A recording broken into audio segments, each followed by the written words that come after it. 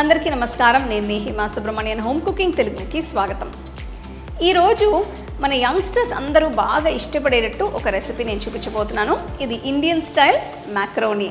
ఇది అసలు పిల్లలైతే కూడా బాగా ఎంజాయ్ చేస్తుంటారు. ఇది మీరు లంచ్కి కానీ డిన్నర్కి కానీ కూడా మీరు ఇది చేసుకొని సర్వ్ చేయొచ్చు అనమాట. సో రండి, ఈ రెసిపీ ఎలా చేయాలో చూద్దాం.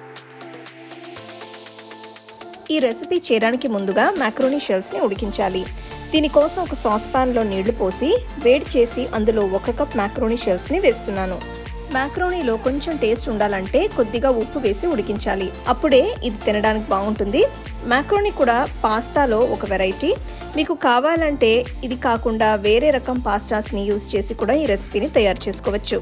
మ్యాక్రోనీ బాగా మెత్తగా ఉడికిన తర్వాత వడగట్టి పక్కన పెట్టుకోవాలి.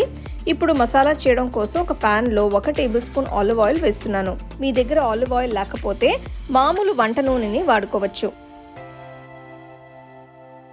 నెక్స్ట్ 1 టీ స్పూన్ అల్లం వెల్లుల్లి పేస్ట్ని వేయించాలి.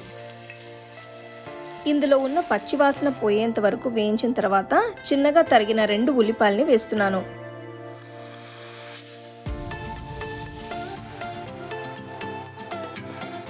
అలాగే తరిగిన అరముక్క క్యాప్సికమ్ని కూడా దీంతో పాటు వేయించాలి. మీకు రెడ్ క్యాప్సికమ్, ఎల్లో క్యాప్సికమ్ లాంటివి దొరికితే అవి కూడా ఇందులో యాడ్ చేసుకోవచ్చు. వాటి వల్ల మంచి కలర్ కూడా యాడ్ అవుతుంది. వీటిని కనీసం 5 నిమిషాలు వేయించాలి. నెక్స్ట్ నేను చిన్నగా తరిగిన 2 టొమాటోల్ని వేస్తున్నాను. ఇదంతా బాగా కలపాలి. ఆ తర్వాత 1 టీ స్పూన్ కారం, రుచికి సరిపడ ఉప్పు, 1 టీ స్పూన్ మిరియాల పొడి వేసి టొమాటోలు బాగా మగ్గేంత వరకు వేయించాలి. చూస్తున్నారు కదా, వెజిటబుల్స్ అన్ని కుక్ అయ్యి మసాలా ఎంత చక్కగా కనిపిస్తుందో.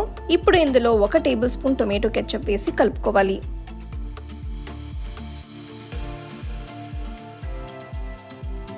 అలాగే 1/2 కప్ చిన్నగా తరిగిన ఉల్లికాడ గడ్డల్ని కూడా వేసి మిక్స్ చేస్తే బాగుంటుంది. ఇప్పుడు ముందుగా ఉడికించి పెట్టుకున్న మ్యాక్రోనీని ఇందులో వేసి బాగా కలపాలి. మీరు ఎంత పాస్తా యూజ్ చేస్తే దానికి సరిపడా కూరగాయల క్వాంటిటీ ఉండాలి. అప్పుడే మసాలా కరెక్ట్గా సరిపోయి పాస్తా టేస్టీగా ఉంటుంది. అంతే, ఇండియన్ ఫ్లేవర్తో చాలా రుచిగా ఉండే ఇండియన్ స్టైల్ మ్యాక్రోనీ తయారైనట్టే. దీనిపైన కొద్దిగా తరిగిన కొత్తిమీర వేసి వేడివేడిగా సర్వ్ చేసుకుంటే చాలా బాగుంటుంది.